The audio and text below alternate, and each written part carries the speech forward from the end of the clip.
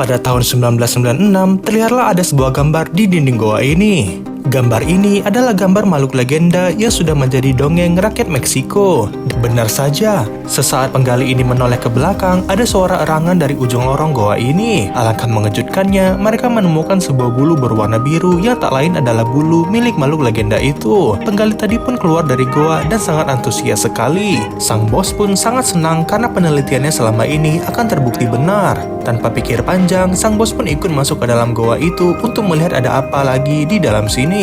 Raut wajah sang bos pun sangat takjub sekali karena inilah bukti dari kerja kerasnya selama ini. Makhluk seperti kucing bersayap ini terlihat ketakutan ketika didekati oleh para penggali ini. Perlahan-lahan, ia mencoba meraih makhluk itu untuk menggendongnya. Mereka mendengar suara lain dari atas goa ini. Saat sang bos menoleh ke belakang, berdirilah ibu dari makhluk tadi yang ukurannya jauh lebih besar. Dan seketika itu pula memukulnya hingga terpental jauh. Sang ibu pun langsung membawa anaknya pergi dari sini ke tempat yang aman. Sang bos pun melontarkan suara api ke arah sang makhluk hingga mengenai sayapnya. Akhirnya, makhluk itu pun keluar dari goa dan menabrak peralatan para penggali di tempat ini.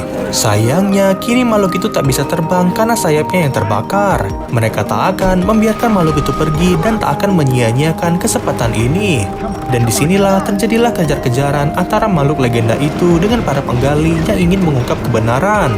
Untungnya, makhluk itu pintar dan berbelok ke arah atas agar mobil sang bos tak bisa menyusulnya. Mobil sang bos pun tersangkut dan tak bisa bergerak sama sekali.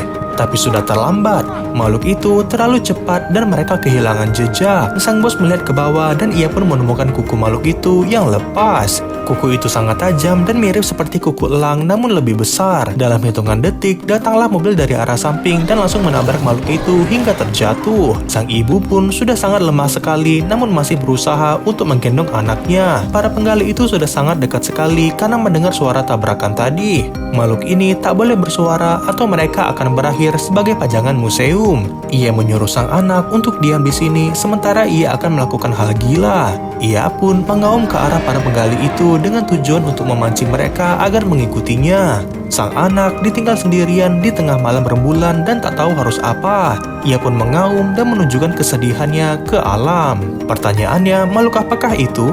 Dan bagaimanakah nasibnya setelah semua kejadian ini?